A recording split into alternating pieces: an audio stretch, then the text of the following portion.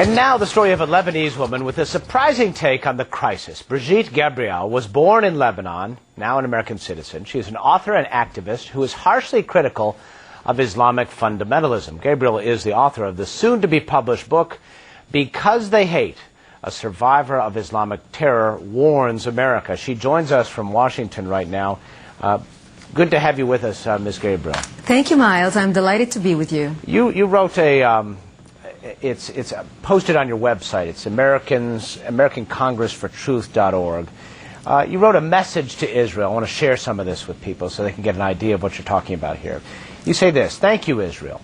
We urge you to hit them hard," referring, of course, to Hezbollah, "and destroy their terror infrastructure." It is not only Israel who is fed up with this situation, but the majority of silent Lebanese in Lebanon who are fed up with Hezbollah and are powerless to do anything out of fear of terror retaliation.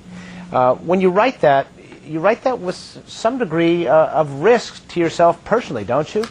Absolutely. I receive death threats, but this is the time when people need to muster courage to stand up in the face of evil and a hate ideology that now is not only affecting Lebanon and Israel, but this cancer of hatred has spread throughout the world. Even the New York Times last month was talking about cells of Hezbollah in New York City ready to unleash suicide bombings in America. This has to stop. Now, what kind of reaction do you hear, though? Do people call you a traitor to your country? Well, the radical Islamists call me a traitor to my country, but my countrymen and women who are scattered all around the world do not call me a traitor. After all, we, the Christians and the moderate Muslims in Lebanon, had created Paris of the Middle East, the banking capital of the Middle East. It was only when radical Islamists started growing up and spewing hate ideology and fighting the Christians and wanting to declare war against Israel that now we are fighting the war that we are fighting. And I'm speaking from experience, Miles. My home was bombed when I was 10 years old living in Lebanon. It was bombed by the radical Islamists shelling Katyusha rockets at my home in South Lebanon, trying to create a base from which to fight Israel. I ended up wounded, ended up in the hospital for 2.5 months, and then lived in a bomb shelter for 7 years of my life between the age of 10 and 17 with very little electricity, very little water, or actually no electricity, and very little food.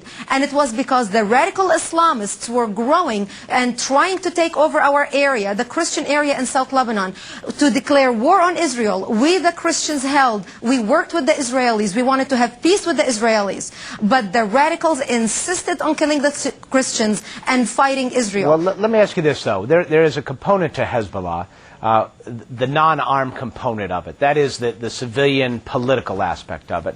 And they won fair and square in open elections, a couple of dozen seats to parliament.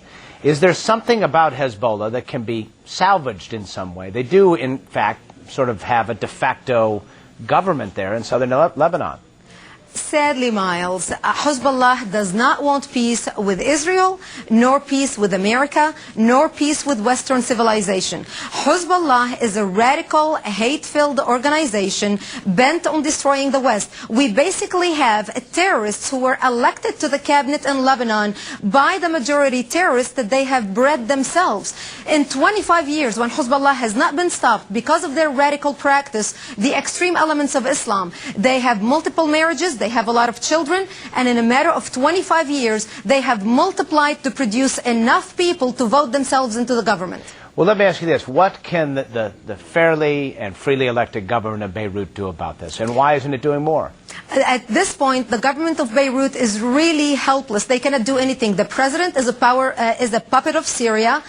Syria and Iran are working together against Israel, against the West. It was Syria and Iran that stopped the Lebanese newly elected government in 1983 who wanted to negotiate a peace treaty with Israel under the president-elect Bashir Gemayel.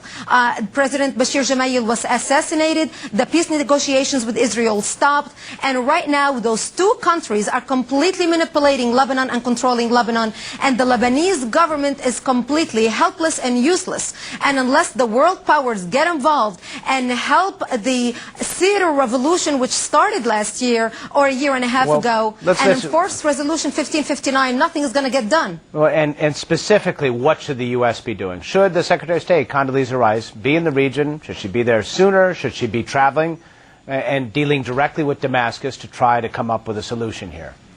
We, as a government, need to put pressure on Syria. We need to put pressure on Iran, but especially Syria, because it is through Syria where all the missiles and all the weapons are being smuggled into Hezbollah. Syria is the protector of Hezbollah. We need to pressure Syria and give Syria an ultimatum. We also need to support Israel and not stop Israel in basically decapitating Hezbollah in Lebanon, cleaning house in Lebanon, so that the Lebanese democracy will have a chance into budding and becoming a peaceful nation again, and having peace with their neighbors.